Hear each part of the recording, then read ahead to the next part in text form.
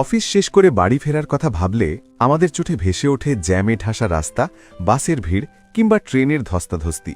কিন্তু পৃথিবীতে এমন এক দেশ আছে যেখানে মানুষ অফিস শেষে ক্লান্তি দূর করতে বাস বা ট্রেনের টিকিট কাটে না, বরং ঝাঁপিয়ে পড়ে নদীর নীল জলে।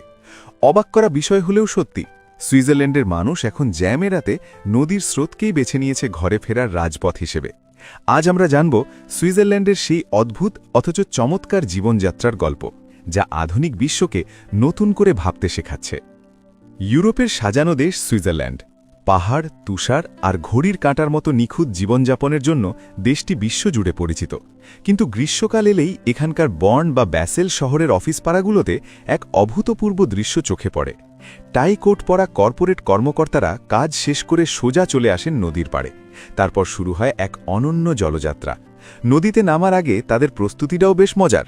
সবার হাতে থাকে উজ্জ্বল রঙের এক বিশেষ ধরনের জলরোধী বা ওয়াটারপ্রুফ ব্যাগ। এই ব্যাগের ভেতর তারা তাদের মোবাইল, ল্যাপটপ, মানি ব্যাগ আর অফিসের ফর্মাল পোশাকগুলো ভরে ফেলেন। ব্যাগের মুখটা এমনভাবে আটকানো হয় যাতে ভেতরে বাতাস আটকে থাকে, ফলে ব্যাগটি তখন একটি ছোট ভাসমান টিউবের মতো কাজ করে। মানুষ সেই ব্যাগের ওপর ভর দিয়ে নদীর স্রোতে গা ভাসিয়ে দেয়। সুইজারল্যান্ডের আরে এবং রাইন নদীর পানি এতটাই স্বচ্ছ যে নিচ পর্যন্ত দেখা যায়।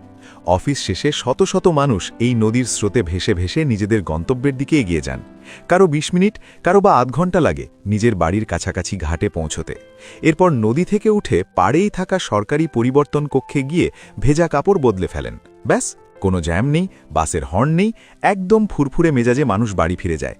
এই বিচিত্র যাতায়াত পদ্ধতির পেছনে রয়েছে দেশটির গভীর পরিবেশ সচেতনতা। গাড়ি বা মোটরবাইক ব্যবহার না করায় কার্বন নিঃসরণ হচ্ছে একদম শূন্য।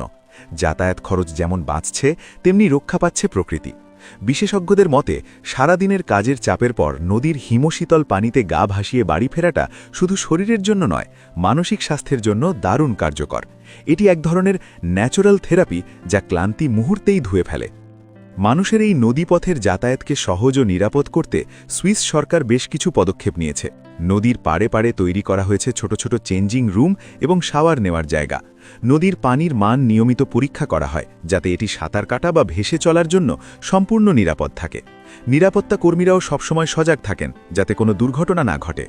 সুইজারল্যান্ডের এই জীবনধারা প্রমাণ করে যে উন্নয়ন মানেই কেবল দামি গাড়ি বা বিশাল রাস্তা নয়, বরং প্রকৃতির সাথে মিশে থেকে জীবনকে সহজ করাই হলো আসল আধুনিকতা। তারা প্রযুক্তিকে ব্যবহার করছে ঠিকই, কিন্তু শেকড় বা প্রকৃতিকে ভুলে যায়নি। কল্পনা করুন তো, ঢাকার বুড়িগঙ্গা বা শীতলক্ষার পানি যদি এমন স্বচ্ছ হতো, তবে আমাদেরও হয়তো অফিস শেষে জ্যাম ঠেলে না গিয়ে শান্ত স্রোতে ভেসে বাড়ি ফেরার সুযোগ থাকত।